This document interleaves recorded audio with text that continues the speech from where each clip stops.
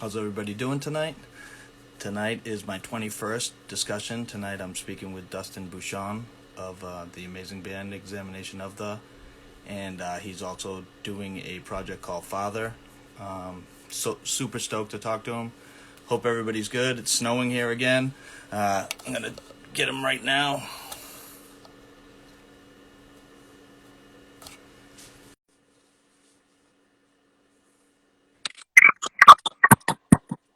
Man, How you doing, Dustin? I'm good. How are you? Good, good. Um, Thanks for doing this with me. I appreciate it.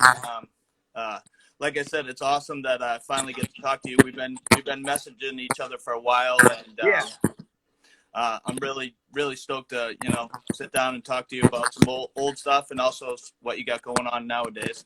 of course, man.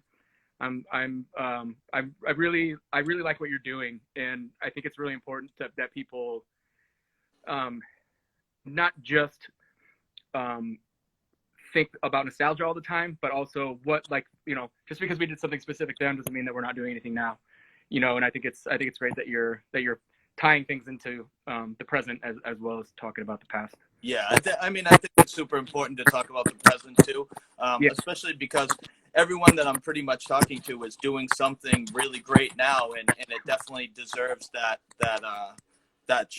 light.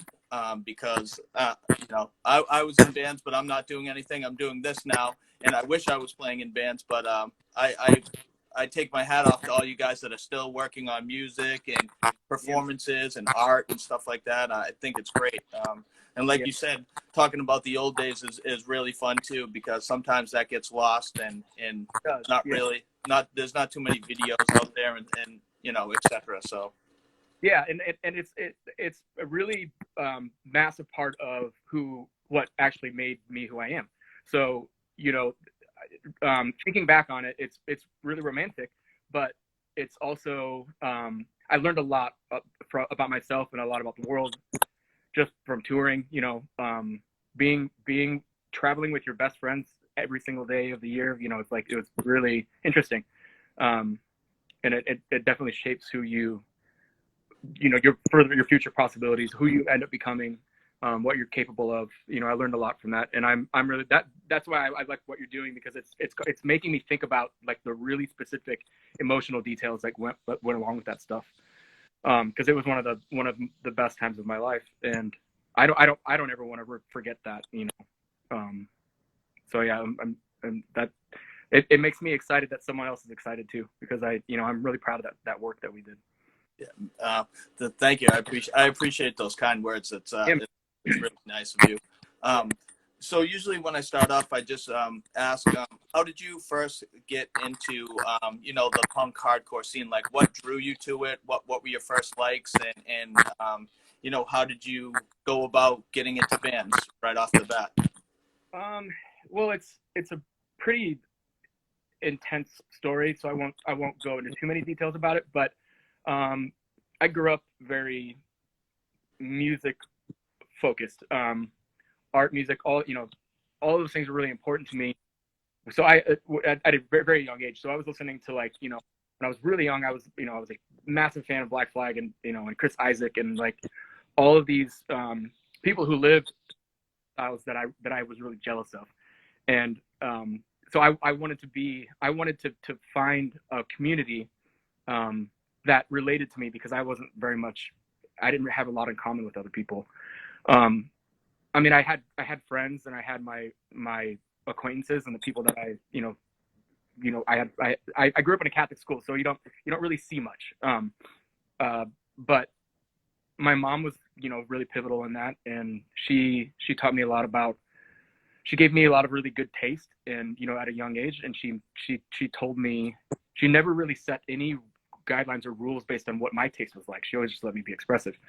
So I really appreciated that. And then in high school, I was going to there was a venue here called the Cog Factory, and I saw a lot of really amazing bands there. And then I started working there at one point, and I was young. I was 16, helping run helping operate a punk venue that had we had AFI play there, Neurosis played there, Blink 182 played there. Like, it was crazy. really interesting.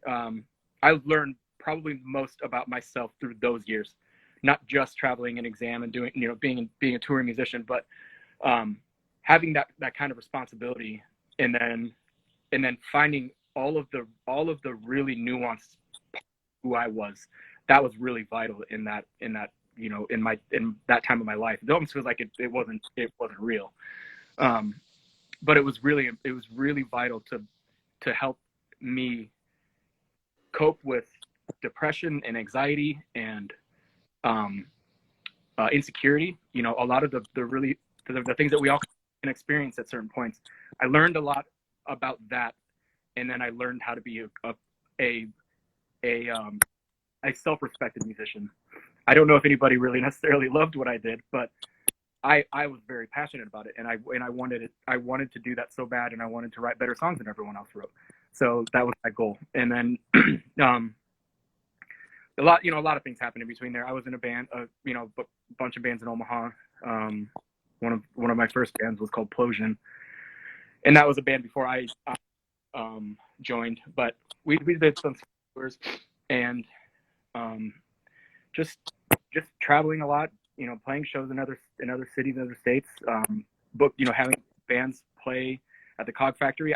You meet so many people, and then that led me to Eclipse of Eden guys, and then when the Eclipse broke up, we were, they asked me, they were living in Des Moines then, and they asked me if I wanted to start a band with them, and I was like, why wouldn't I? It makes sense. So we started Exam, and we took it really seriously, and it, we wanted to write our best music, but we also wanted to share it, and we wanted to travel, and we wanted to tour. We were very relentless in a very short amount of time. And a lot of people didn't really, we were just at that, like, right, when we broke up pretty much right when The Whitest of Elephants came out. And I think that if we would have found a way to make it work, we would have gone pretty far. But things happened for that reason, and I'm grateful for it. I'll never talk shit about that time in my life, because it was so intensely rewarding. And I'm really appreciative of that the whole time in my life, and to be able to write those songs, and share them with them. Yeah. Now, did you grow up in South Dakota? No, I grew up in Omaha. I was born here, and I still live in Omaha.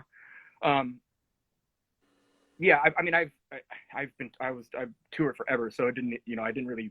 I lived in Sioux Falls for a little bit. I lived in Des Moines for a little bit, and then I moved back to Omaha when Exam broke up. But even when I was in Exam, we weren't home very often. We were on tour all the time. Yeah. So we'd spend our long winters at home, or in Sioux Falls. That was interesting. But yeah, I grew up in Omaha, but I in a lot of ways I didn't really live here. Yeah. And because I was mentally not here. I was on the road all the time. Even when I wasn't touring, I was waiting for the next moment. When was the next tour? What was the next album? So traveling was a big part of my life. And then I just got I started doing, bigger tours on buses and things. And it got redundant at one point, and I just decided to stay home for a little bit. And now I'm ready to go back out. Yeah, I know it's been crazy. I've been fiending for like a live performance for so long. It feels like forever. Like I said, hopefully within maybe at the end of this next coming year, we could get some sort of normalcy to go and see shows. But I mean, I don't know how it's gonna go. You know what I mean? Yeah, I'm this has been a really challenging year for a lot of people, and it's honestly probably been the most enlightening and rewarding, difficult time for a lot of people, but it's been really good for me personally, and I'm very blessed that I feel that way, because this is probably the happiest I've ever been in my life, and it's during civil unrest, COVID. A lot of people are struggling financially, and it's just like I'm trying to find ways to show people how good it can be if you make it better than it needs to, not as bad as it needs to be. I understand it. Yeah. But if you keep your compassion really pure, if you create pure consciousness, you will find ways to make the best of this shitty situation. Yeah, definitely. So I'm really thankful for it, and I mean, of course I'm ready for it to fucking be over. Yeah, I want to go to a show. I want to perform again.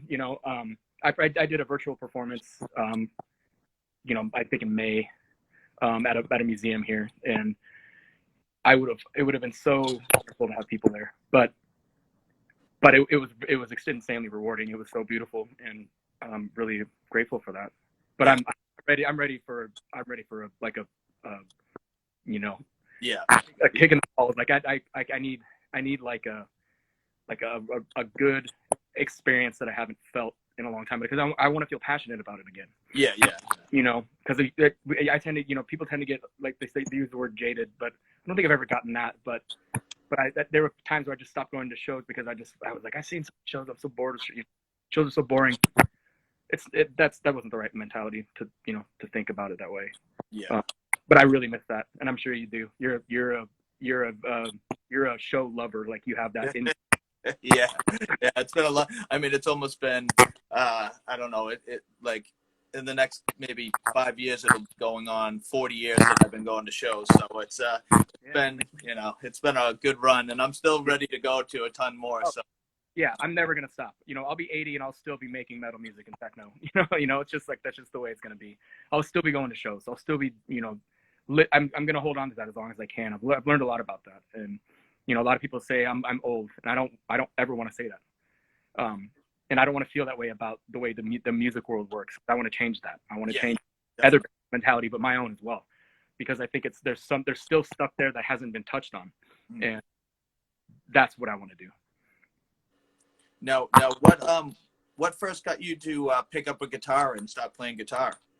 One of my mom's former boyfriends bought me an acoustic guitar. I think it was like, I don't know my exact age. I think it was maybe 9 or something like that, 9 or 10 years old. Maybe a little older. I don't remember. But he bought me a guitar. I'd always wanted to learn how to play an instrument, but I didn't know what I wanted to play. I mean, I was just all I was a music collector and a fan of music, and I had a really specific types of taste at a really young age. So, excuse me. So when he got me a guitar, and I was, it was pretty extravagant gift, if you think about it. It was an acoustic guitar, but in my head then, when you're that young and someone gives you that responsibility, that's really big. It can change who you are. So my mom, we got me some guitar lessons, and I think it took 3 or 4 lessons. And then from then on, I just wanted to be in a band. So yeah. So the first thing that Exam put out was the cassette demo. Was that the first thing? I left her heart on a platter cassette demo. Was that the first thing? I think it was. I think we did some cassettes. Maybe, I don't know if I have one. I think the first official release was the In Loving Memory split. I'm pretty sure. I started just this week. I started looking at Discogs to try to brush up on my history, because I kind of forgot about a lot of it. But it was interesting to see. I forgot where we recorded with sometimes. But I'm pretty sure our official release was the In Loving Memory split 7-inch, because I remember we recorded like 4 songs, the first songs that we wrote, and then a couple of ended up on the Architects record. But yeah, and then the Architects obviously was our first official album, proper album. Yeah. So when did those 4 songs that were on that I Left Her Heart on a Platter, when did those come out? Because those sound a little those sound early to me, you know what I mean? Very much so. We were still, I think then we were trying to keep something going, but I think that we were trying to find our identity still. We didn't know who we were yet. And then once we latched on to something, we knew where we wanted to go, and we knew that it would change a lot. And we were okay with that. We didn't, we had 0 rules, no guidelines for, how we didn't have to sound specific to anything. We just wanted to, all I wanted to do was headbang my fucking balls off and jump into drum sets for no reason. Yeah. You know, it was a lot of that really strange, youthful energy. It's so like, it's interesting how it literally like controls you, and it makes you like, I can't imagine doing half that shit now, obviously, but yeah, like I think the Architects record really gave us like balance. It made us realize what we were capable of. Yeah. And then the Radiator thing was kind of a transition a little bit, and then we wrote like an entire album before when we went on tour with. We had like 5 or 6 songs that didn't make it on. We never recorded them at all. And I think we were on tour with Daughters for a while, and we called that tour the tour that no one came to see, because we got to see those shows. You know, we toured with a lot of really great bands, but then so no one heard those songs, and then we made the Elephants record, so people thought that we literally just with like a light switch we became stoners. You know, it's really interesting how that works, but Yeah. What actually, in my opinion, the Elephants record is a fast record. You know, it sounds, you know, people use the word doom and all these things, and like, to me, I mean, I was playing just as intricate and just as pummeling as the Architect stuff, you know, the Radiator stuff. Yeah. Yeah. So, I need to do more research on that. Those are good questions. So who was the movie buff in the beginning? Because Snake, obviously Snake Plissken is on the 4-song thing. Yeah. And there's Caddyshack sample, and then there's Eyes Wide Shut sample on Lady in the Radiator, and Lady in the Radiator, which I might be wrong, is based on Eraserhead, or no? Well, I've been a David Lynch fan since I was probably like 5 or 6 years old. I remember when I saw Eraserhead the first time, and I remember when I saw Wild at Heart the first time. I was really young. Seeing those movies can really fuck your brain up a little bit, but so I was really into that stuff. So the Radiator thing was just, it was yes, it was the name of that character in Eraserhead, but it was just in reference to how we were feeling at that time. So, you know, the film just became like an influence for me, especially, you know, especially the artwork, and, you know, because I designed a lot of that stuff. And then Aaron Turner did the Elephants record art. But even then, even the Elephants record stuff, the art is based off of David Lynch's short films. But I was always a Kubrick fan. I was always a David Lynch fan. Pasolini, like all these great, not just directors, but people who made movies that were visually so stunning that it changed how my taste worked. Yeah. Like, you know, it made me. It literally I would look at the images that some of these people would make in these films, and just looking at the set design and all the, you know, listening to, you know, the way it's written, how it's produced, how it's pulled off, that stuff changed me. And I'll always be not just a fan of it just because it's a film, not just because it's a film in medium. To me, it's everything. You know, it literally can shape how you operate artistically. Yeah. And I've always wanted more inspiration, more enlightenment. Always, you know, just looking for it constantly. But yeah, like we thought that the Caddyshack quotes would be really funny because Bill Murray's like, well, the movie's genius, obviously, but that movie almost barely got made. And then, you know, when he talked about the Dalai Lama, like we thought that was the funniest thing for some reason. So we were like, you know, it's really kind of foolish and immature, but I think it's fitting to that time. And like I said, the Eyes Wide Shut sample, yeah, the Lady in the that song by far is my favorite song on that album. I love when it right after the sample like ends, it just crushes in. I love that song. That's probably my favorite, like one of my favorite songs. Sure. Obviously, We're the Architect is my favorite, just because of like the time frame when I was like full-fledged into like going to shows back then, and I was starting a band too, and I think it was just that time frame, the early 2000s, was such a important part in my life. Even though I had been going to shows since like the late 80s, Sure. that it was just that Architects album was so very important to me. Just Yeah. I mean, it's still in rotation all the time, and so it's Lady in the Radiator. I mean, and also the Whitest of Elephants is always in my rotation too. I think like I was always like hoping you guys would keep going forward because your band was very important to me. You know what I mean?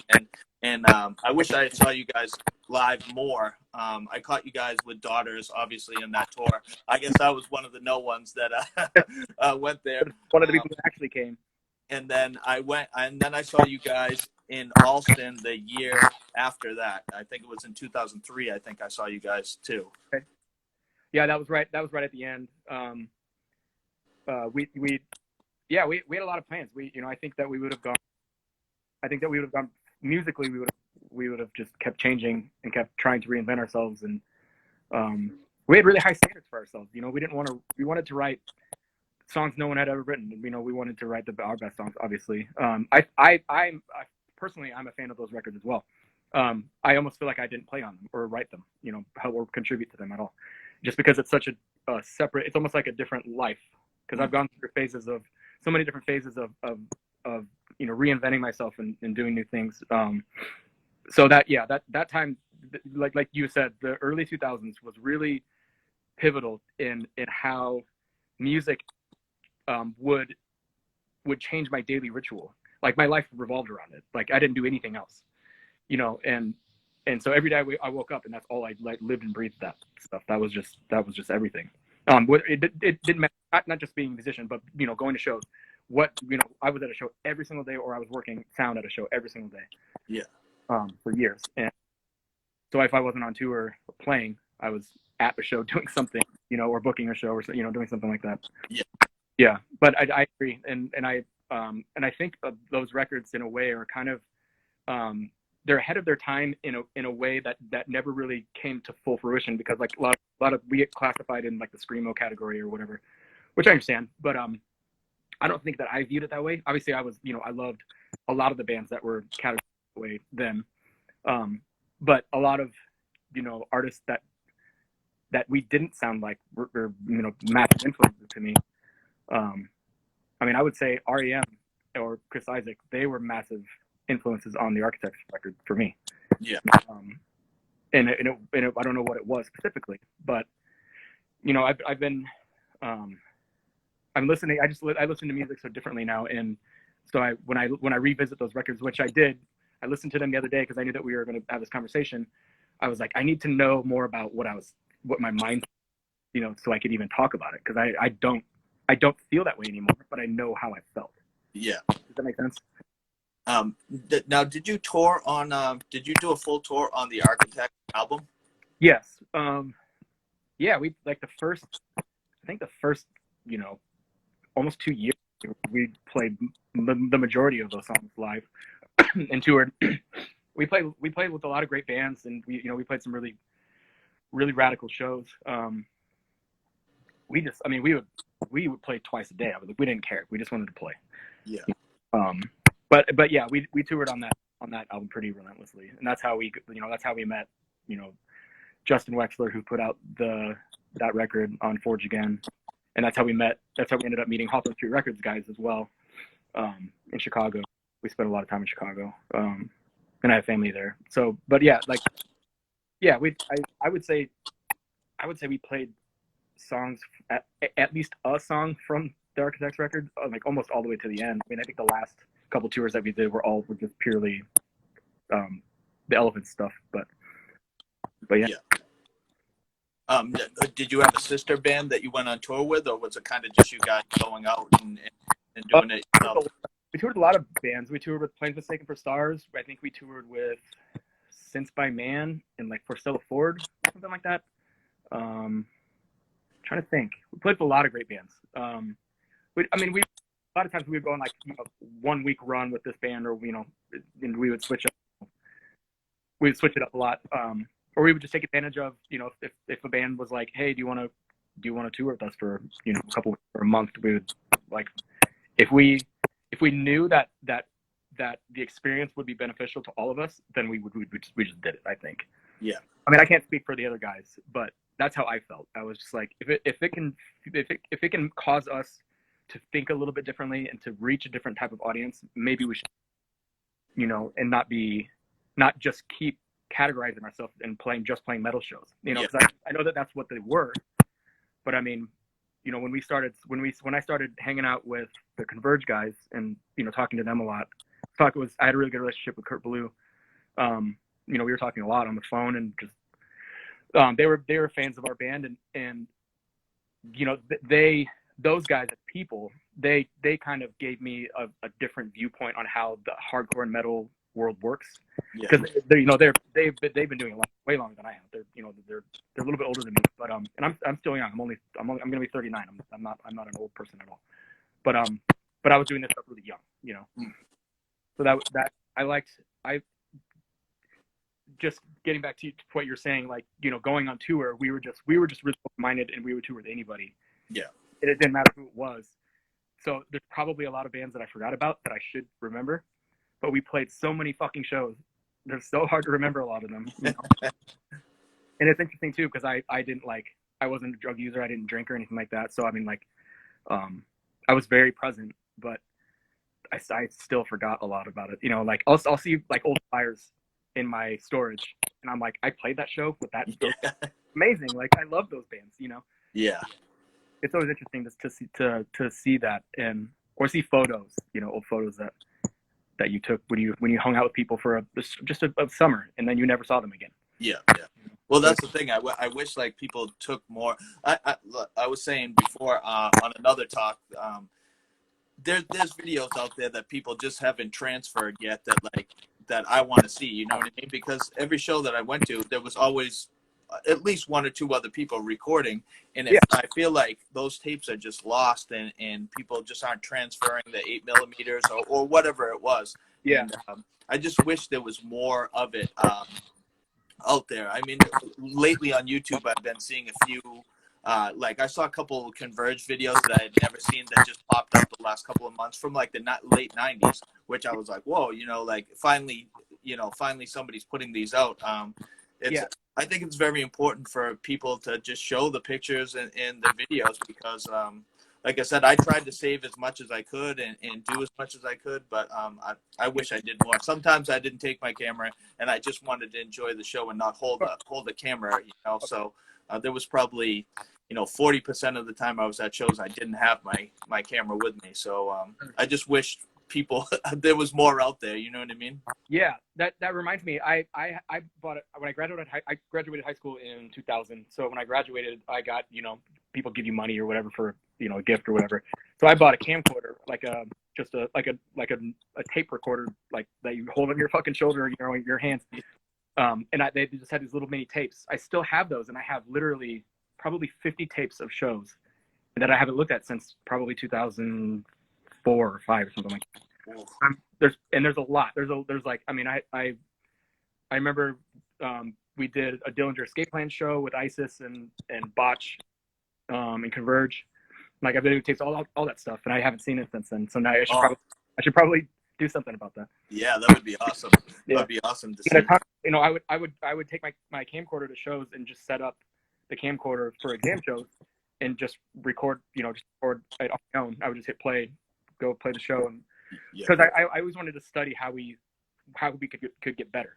Yeah. So we, you know, if we wanted to tighten up a little bit of these parts, I would go back and watch stuff just because I wanted to know. I wanted to critique what we were doing. Yeah. You know, essentially. Yeah. But I'll work on that. I'll figure out how to transfer that stuff so I can put it on. That would be awesome. I mean, it's time consuming, and if you don't have something to transfer, it gets expensive, because my camcorder like broke, and now I'm sending it to a shop that does it, and I mean, 5 tapes cost me $100, so it's you know, it's time consuming, and it's expensive, you know what I mean? Especially if you have, you know, multiple tapes and stuff like that. I have hundreds of hours of random shows, probably bands that I forgot about that I shouldn't forget about. You know, a lot of really funny memories. You know, the tour with Daughters was a long tour. I think we toured almost the entire summer, and we toured like the entire country together. And I mean, I don't know if the entire country, but we were in a while. So being with those guys was so fun, and it incorporated a lot more than just playing shows and trying to be fucking cool or whatever. Like we were very much reliant on one another for happiness, and that really humbled me, and it made me feel more human and more grounded, and it made me feel like I had purpose, you know, not just to play good music that I loved and was passionate about, but I wanted to be passionate about people too. Yeah. And I learned a lot about that, and I got really excited about being with them all the time. That was really important to me, you know.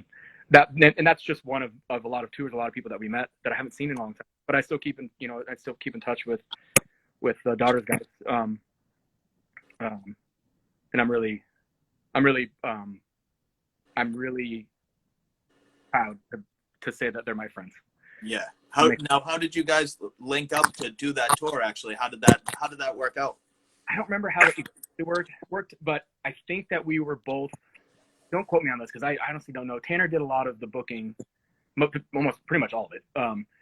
But I remember because I was a big fan of As the Sun Sets, and I always loved making fun of their terrible band name because it sounds like a soap opera or something. but I loved their music, and I loved Lex's. I loved his like swagger when he you know, scream or whatever. And I was always interested in how people carried themselves when they would either scream or interpret language in a specific way. And then I loved Jonathan's. His drumming is fucking incredible. But so I knew As the Sun Sets, and then I found out that they were like reforming as a new band called Daughters. Yeah. And so I think that we sent an email out to someone or something, and I mean this is before we, you know, none of us had smartphones or you know, I don't even think I had a cell phone. Maybe I had a cell phone. I think I had an emergency cell phone, but there was no text messaging. Yeah. I didn't own a computer, like none of that. I think Tanner had a computer, but so I think that we just got in touch with them because they were going to tour at the same time that we were touring in the same area. So I think we linked our shows up. Like I said, don't quote me on that, but I feel like that's what happened.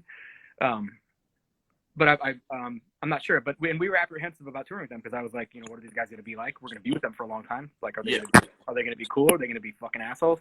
Yeah.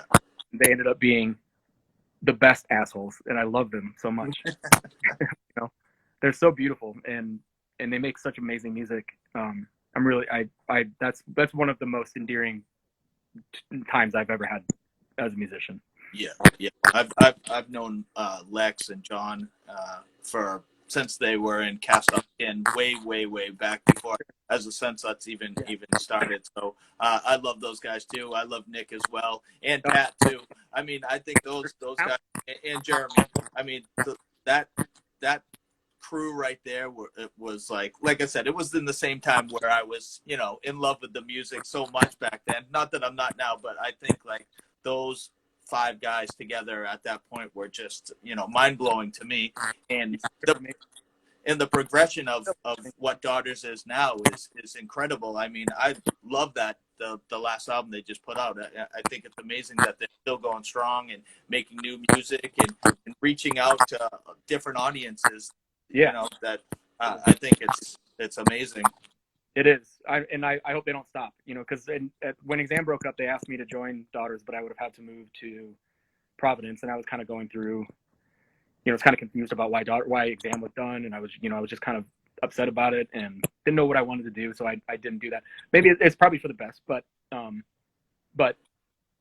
that, you know, we would have probably made together some really interesting music, but I think that what they do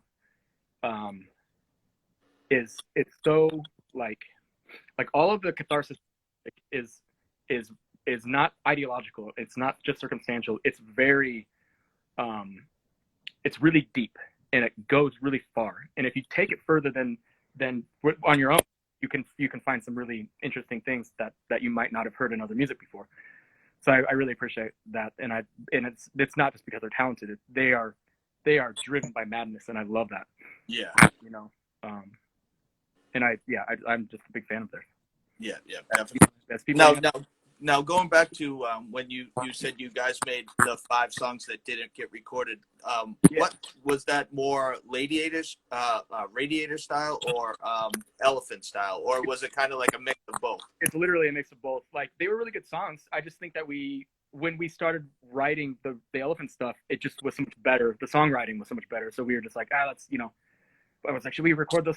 A lot of money to record, all that stuff. So it's not like now anybody can record themselves doing anything. But so yeah, it was literally the transition between Radiator, that kind of fast, spastic, vibe, but leaning towards more depth and more, or longer song structure. Like, instead of just the 1 to 3 minute songs, they were becoming 5. And then the elephant stuff happened, and I was like, well, this is the good body of work. This can be an album that's 4 songs. And then the last song on the Elephants record, I wrote that, and the original version of that was 25 minutes long, and I cut it down a lot, but that body of work to me is a good body of work, not just individual songs. Yeah. And was it just because the style that Elephants was, you were just, that was the progression of Exam? Like, it was just, were there any bands that were like kind of influencing you to, like, because you guys have always been, I never can really like say, oh, this band sounds like these guys, or like, I mean the Elephants album has a Neurosis style to it, I guess you would say, but like, but it doesn't sound, like, obviously Neurosis is a massive influence on a lot of us. And stylistically, the way that Neurosis writes songs, they're very in tune with song structure as well. They write really good, like, they're really good songwriters. They don't just write really good parts. They write really great bodies of work. Yeah. So I think that we were interested in that. And then Eric, the bass player, he's a Neurosis freak, and I was so grateful that he kind of like brought that influence to that, because a lot of people would either praise that record, or they would think that we're ripping other bands off. And I was like, I don't think it should be about that. Yeah. Because it's not fair. Because if you listen, even if you don't like the songs, if you listen to it, it's a good body of work. And I'm really proud of that. And I was proud of our lyrics. I was proud of our songwriting. I was proud of us for getting rid of the songs that weren't as strong. Yeah. It takes a lot of guts to do that, to work really hard on a bunch of songs, and then to just axe it, get rid of it, because you can do better. That means that we were really focused on doing the right thing. Yeah. So that's where we got, and that's great. And I was really proud. I'm really proud of that. So what kind of happened at the end? Where you guys just like, just moved on to other things, and it was somebody, sometimes like somebody will have a child, or they get a new job, or and it just it just doesn't, I honestly think that, like, we all had our individual issues, so I'm not going to go super deep into that stuff, because it's not fair to do that. I'm not into judging anybody, and I also don't want to define anything. But Eric wanted to leave the band. I think that we literally burn ourselves out, because we were together all the time, and we were really inseparable. And it's like, when you cram your entire life into one another's personal space, you start to get upset about it sometimes. Yeah. And you don't know why. It's not depressing or anything like that. It's just like, is this going to just become business and not become fun, not stay fun anymore? Yeah. And so I think that it literally just fizzled out. And I was going to move back to Omaha, because I fucking hate Sioux Falls, and I was just like, I don't want to be here anymore, but I'll come back every week to rehearse or whatever. Yeah. And then Eric wanted to move as well, and I think it just happened. I don't think that we as a democratic entity, as a band, we didn't just sit down and say, should this be done? I think it just slowly just. Yeah. And you guys made a lot of music within a 3-4 year span. Yeah. You guys had a lot of songs in that small amount of time, and it's all strong work, in my opinion. Oh, definitely. And and it doesn't sound like anything. And, it has influence. Obviously, everyone is influenced by someone. Yeah. But we all we did was focus on our dreams. All we wanted to do was find pure consciousness in who we stood up, who we felt that we were. So we would never deny ourselves that. And I think that we were so passionate about it that it never corrupted us. Does that make sense? Yeah. Like, yeah. It never stole our identities, and never. This is my opinion. I'm not speaking for the other guys. Yeah. But my opinion, or from my standpoint, it taught me so much, and I kept learning all the time. And I was really, really in tune with that. And so, like when you fall in love with something like that, and then it disappears, it's really devastating. It's like losing a loved one. Yeah, yeah. In a way. Yeah, I mean, but I have zero regrets about any of that stuff, and and I never will. I think it's because of a lot of this, a lot of the things that I've been through recently, but I'm so like fond of that time, Yeah. It makes me that nostalgia comes back, and it makes me feel like it doesn't have to stop. It can keep going. Yeah. So I'm gonna do that. Now, did you save all the releases that you guys put out? Because I was listening to Lex talk on something, and he for the longest time he didn't save any of the Daughter stuff or As the Sun Sets, and he said that he's trying to get that stuff back because maybe his mindset changed or something like that. And in the beginning he thought, well, I made it, so I don't, what do I need that for? But now he's like trying to collect stuff like that. Did you save all your releases and shirts and whatever that you guys? I don't have a ton of shirts. I have a few shirts. They're too small for me. I think that they were just left over from the tours that we didn't like. We broke up, so we had a bunch of merch left over. Yeah. Ended up sending some of it back to some of it. I sent back to some of the label guys, and then a lot of it I just gave away. But so I don't have too many shirts or anything like that. But I have pretty much all the test presses and the records. A lot of the limited stuff I would like spray paint or do by hand. Or we would do that. We'd go to Kinko's and print a bunch of shit and then spend an entire night putting shit together. Yeah. I have some of that stuff. There's probably a bunch of missing because I honestly don't remember that we did, because we would go on tour and we need a new piece of merch, so we just like make something. Yeah. We'd make patches or whatever, or bags or something like that, or limited cassette, or we did a split with my friend John to Verdict. He had a project called Domino King, and we did a split feed before the Elephants record came out. We did like a CDR small 300 or 200 run of just CDRs that are just really cheap and handmade or whatever. Yeah. And I still have that. I don't even know if the CD works anymore, but listen to it. But I remember just doing that stuff like that because we were like, we're going on tour. Our record's not going to be out. We need something to sell. So like, we would just make something. But also you have to be able to make money on merch to survive on tour. Because we only allowed ourselves like $5 a day for food. Yeah. And now John was in back when, right? Yes. Yeah, guitar and vocals. I've known him. I've known John since I was a freshman in high school. And he's now my business partner as well. We own a bar here in Omaha. Oh, nice. So yeah, like, and then he played a couple shows with us, like as part of Exam. Yeah. In Sioux Falls, I think it's Sioux Falls, maybe in Omaha as well, but yeah. I don't know. It's interesting. I wish I would have. I wish I would have. Like you were saying about Lex, like wishing that he had some of that stuff back. Like I wish I had a more realistic camera, so I could have taken at least pictures of that stuff, so I could know what we actually made. Yeah. Because now you can just you have a camera in your pocket all the time. Now you can take a picture of anything. But then I had like little.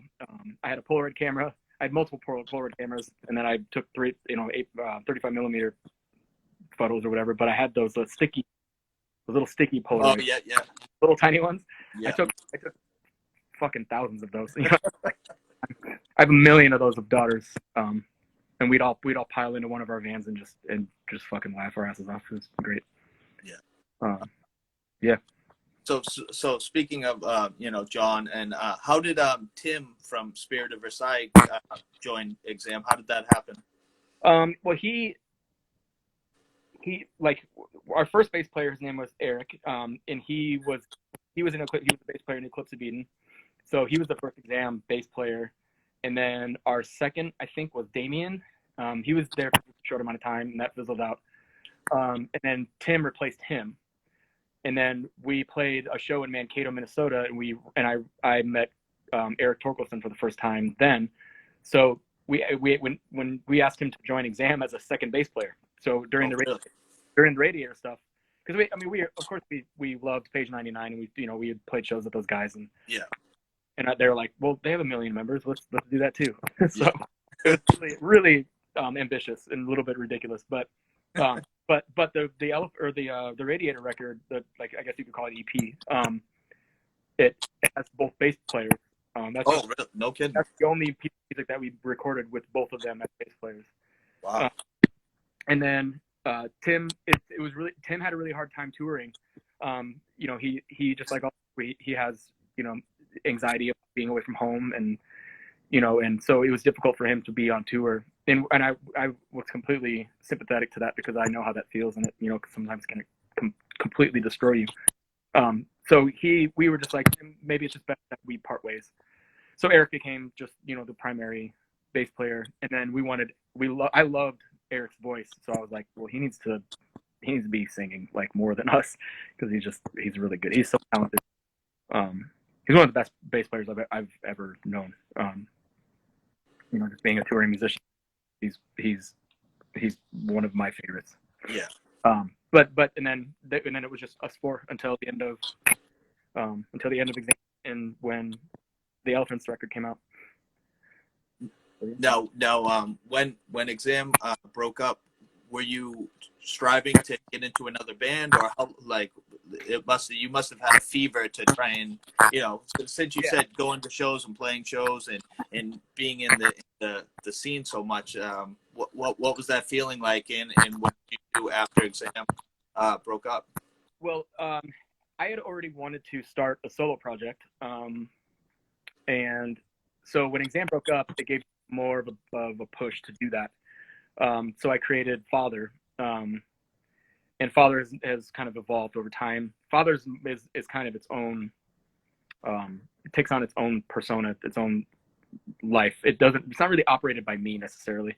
It's my solo project, obviously. But so Exam broke up, and I was just like, I need to play shows. So right when I moved back to Omaha, I started Father. I started rehearsing, and then I realized I didn't want to write songs, so I just made it an improv project. So then I made the first couple shows by myself, and then I decided I wanted just collaborators to improvise with. So I've worked with a lot of people, a lot of amazing musicians. I've done a lot of shows. Most of the shows were like done at museums, not necessarily like rock shows, or art spaces, galleries, museums. It's more influenced by a lot of like a lot of noise artists, but a lot of composer material, opera, all this stuff. A lot of like not necessarily avant-garde, because I don't think the avant-garde exists anymore, but it's just a little bit more obscure, and really it's all based on emotion. So so that's why I didn't want to write songs. I wanted to be emotive in the process as it's happening. So I've done collaborations with a lot of the guys from The Faint, and then people from Red Hot Chili Peppers and Bright Eyes, and then saxophone players, other vocalists, all kinds of people. There'd be times where I would book a show, and then that day I would decide who my collaborator would be, and I'd call them and ask them to play, and that's cool. And we'd play a show. But I would just get them in the mindset of where we're gonna go, and that's it. Yeah. And what year did that start? Because you're still doing that now, so it's been quite a while, right? I've been doing it since 2004. So yeah, a long time. Over 15 years. And it's one of the things, like it'll never stop. It's always I'll do it until I die. Yeah. And it'll always take on its own its own shape without my influence, because it stems from some past trauma that I've been dealing with my entire life, but it evolves all the time. That's why I changed the way that it's spelled all the time. And the show that I did, it's actually on YouTube. I did a show at this place called the Bemis Center in May, and that was the last time I performed as Father. That was the virtual show. Yeah. And then I have this new project called Historical Romance, which is a techno project, but it's also light sculpture and fashion. So it's kind of a big thing. It's a big project. I'm taking it very seriously. So when COVID ends, that's going to be what I do. Yeah. The good thing about Father and what you're doing too is it's not just an auditory. It's you know, I feel like, because I watched a bunch of videos and I listened to it, and it's more of like it's hitting all 5 of your senses. You know what I mean? It's hitting your ears. It's giving you a feeling inside. It's very visual.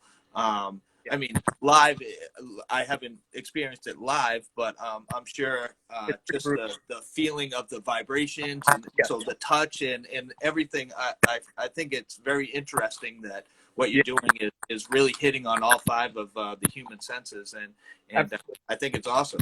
Thank you. That's one of the nicest things someone said to me for a long time. I appreciate that. I do that on purpose, and the idea is to take your mind away from anything that you were experiencing beforehand. So when you see it live, it's fucking loud. It's really brutally loud, and it rumbles your gut. I've had people throw up from my shows, but you know, and I've done really extreme performances. I butcher guitars. I do all this nonsensical stuff to try to convey specific emotion. But you're right, and I appreciate that when you say that it touches on all the senses, because it does. Even smell. So I tune on. I get in touch with that as well. You know, when I use fog machines, I'll add oil to the fog so that I can change the way that you're smelling things. Yeah. And it'll change the way that your mouth tastes as well. So yes, it touches on all of it. That's awesome. And you're constantly working on stuff, right? And in an artist standpoint, with COVID kind of giving you a little more time to work on stuff. I honestly think that if COVID didn't happen, I wouldn't be as far as I am right now, because it's making me focus way harder than I've ever focused. And last year in August, I almost passed away, and I was in the ICU for a week. And since then, my vision and my enlightenment based on art is completely changed. And so now when I work on music, I mean, it's like I just sit here all day, every day. So now, yeah, I work on the Father stuff, and I work on the historical romance stuff every day. Yeah. And it's kind of, COVID is making me really focus, and I feel like this is the most important time for me as an artist. Like I said, while all these horrible things are happening to so many people, and it's unfortunate that I wish I could give some of that energy. Yeah. And historical romance is the newest thing that you put out? Yes, I've released 5 singles. They're all on my Bandcamp, and they're on YouTube, or on iTunes and Spotify and all that stuff. They're on every platform. Yeah, and I'm trying to almost make a song a week, and it takes me about 2 weeks to make a song. But it's got a really specific type of focus. So it's hard to describe. Yeah. Yeah, it's not something I've never personally made techno music before, but I'm doing it. Yeah, which is I mean, I think is great, because you're just you're doing the things you want to do, and changing a little bit too as you grow older. You know what I mean? Of course, yeah, absolutely. I think that's important. And one of the things that I've been living by, one of my biggest influences is Keiji Haino, the Japanese musician. He one of his albums is called Next Let's Try Changing the Shape. So I literally live by that now, because there's nothing telling me what I can and can't do other than mortality. So that's the only thing that can affect that. But I'm not gonna stop until I'm forced to. Yeah, yeah. Um, going back a little ways, like when your exam first started, what were some of the bands that influenced you, or that you not really influenced you, but more like you were really into back then for that style of music, like the heavier bands? What bands kind of like stood out for you? Well, it wasn't just bands necessarily. I mean, I would say one of the biggest influences band wise then was probably Kiss It Goodbye. Because they didn't write heavy music that was just heavy for the sake of being heavy. It was literally, it took you in a place that was so fucking depressing and so brutal, and didn't understand how those guys were even alive. Because it sounds like suicide. You know, it's really brutal music. I was always really fond of them. But I would say my influences were literally artists and filmmakers. So Matthew Barney was huge on my influence for exam. David Lynch was. Kiji Haino was. A lot of the bands around then were really big for me too. Like I really loved Jerome's Dream. I loved a few of those bands were really enlightening to me because they were just making such fucked up music, and like Usurp Synapse, I loved that stuff. This band called Marakate, I loved them. Yeah. But then the obvious stuff, like Neurosis, Converge, as far as like heavy hardcore metal, whatever you want to call it. Yeah. And I grew up listening to a lot of death metal. So it was an amount of that stuff, but it was literally a lot of my influence is visual. So I would interpret things that I saw, pieces of art, films, whatever, books, and I would turn them into songs. So I would use the influence of what I saw visually to make music. Yeah. Awesome. So usually, before I wrap things up, I usually do a rapid fire questions to everybody. So my first question would be favorite New England hardcore punk band from New England. Hardcore punk band. I would say just because of who they are as people, probably Converge. My second question: what was the first punk hardcore show you attended? Like as a you walked in and you saw first punk hardcore show. I'm pretty sure it was a local show. It was a band from here called Row 8 Plot 30 and a ska band called Come On Jack. My first show was not that, because my first shows were like, you're young and you see bands that you don't understand or know, who the fuck they are. But the first show that I paid for with my own money to go to, that was a punk show at the Cog Factory was that show. Yeah, and did that kind of change the way you were thinking of music when you saw that, or was it kind of enlightening? It made me want to find a better job so I could afford to buy a guitar, like an official guitar, not. And then I was like, oh shit! Now after that, I have to buy an amp. So and that's when we did layaway. Yeah. So after that, I just started buying equipment. All right, my next question is all-time favorite punk hardcore show you played. Oh, I would say a show. Or it could be one or two. You know what I mean? Or three, whatever. I would say my fondest one would be. There's probably two.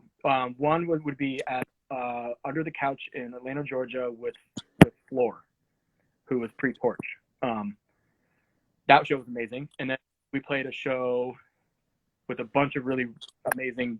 We played a show in Boston, and I remember Converge guys being there and Hatebreed guys being there and talking to them a bunch. That show was when we had.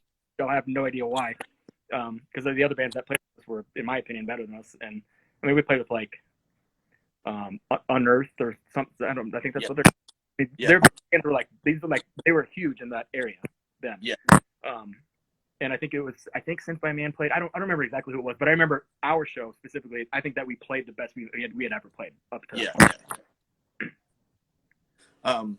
My next question: what was the last movie you watched? Watched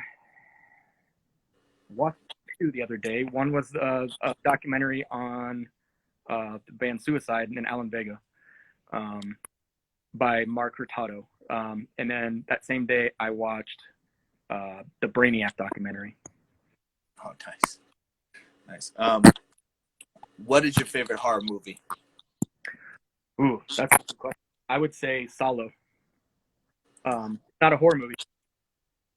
It's a Pasolini film. It's it's probably the most film I've ever seen, but it's just kind of revolving around fast and torturing children. Yeah.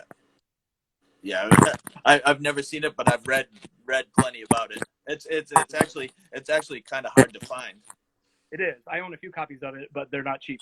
You can buy them. You can buy like the Criterion version of it now, but I have like all the old DVD versions of it and whatever. But Pasolini is one of my biggest influences. Yeah. All right. My next, if you've been listening to hip hop, I listen to a ton of hip hop. What have you been listening to for hip hop? If you've been listening to any at all? Actually, I can look at my iTunes and tell you what they are. I always listen to, when I'm feeling contemplative, I listen to Lil Peep a lot. I don't necessarily call him a hip hop musician necessarily, but he falls into that category. Let's see. I listen to a lot of hip hop, so it's kind of hard to say, like, to pinpoint just one or two. But lately, besides him, I listen to Tusi. I listen to Savage. I listen to Travis Scott a lot. I listen to Salem. I know they're not technically a hip hop band or hip hop musicians, but they rap. Yeah, there's literally, I have a folder that I made just December hip hop, and there's 5 hours worth of songs there. So there's a lot. Yeah. I was just asking because sometimes, I listen to a ton of hip hop, and I went to a billion hip hop shows, and I probably annoy some people for posting so much hip hop stuff on my stuff that they don't like it, but I don't care, honestly. But that's not fair. And hip hop literally made rock and roll. It made everything what it is today. Black people made every single piece of music that I love what it is today. And I can't stress that enough to people sometimes. This fucking racism bullshit is infuriating. Yeah, it's what happened these last 4 years is ridiculous. And like I said, it's I'm ready to move on, but I've been trying to. I'm broke, but I've been donating a lot of my money to these, to try to help these people fight this stuff, because it's important. Yeah. And I've never been a person who hates anybody, and I don't understand how hate is so easy for people. Yeah, I'm in the same boat. I think I know it sounds like an old school guy, but positive mental attitude, the PMA is like one of my big things that I push all the time. I obviously I get frustrated sometimes, but I always try to stay positive and you know what I mean. Like I said, I was talking about grudges and stuff like that, and it just hurts you inside, holding grudges and hating and this and that. So it's like I'm just trying to evolve as a better person and look at the positive side of things instead of the negative all the time. Absolutely, it takes so much more energy to dislike and hate and hold grudges than it does to just be kind and compassionate, empathetic, and loving. It's easy to be that way if you really focus on yourself, and I'm really learning that every day and trying to figure out how to help people with that too. Altruism is really important, and I'm trying to figure out how to do it better. Yeah, and with my age, it's like I'm learning stuff every day. I'm still learning, and I try to be a sponge and take everything in and just learn to be a better person every single day. And I don't think that'll ever stop until until the end of me. Sure. Yeah. I'm learning every day, and I don't want to stop. But all I want is information, dreams. I want more. I had one more thing I had to ask you. When you were talking about Overcast and filling in, can you tell me about that story and how that happened? Because that piqued my interest so much, and I was like, oh my God. Yeah, it was interesting because I was working that show, and I was really excited about it because Fight Ambition to Kill was like my album at that point, right? At that time, I was just listening to it religiously. I was listening to that and Acme a lot, and I was like, fuck, I can't wait to see Overcast. And I refused to do sound for that when they played, because I was doing sound for the whole show. But I was like, someone else needs to do sound, because I'm standing up front and I'm like, this is my show. And Brian had the singer, he had pneumonia.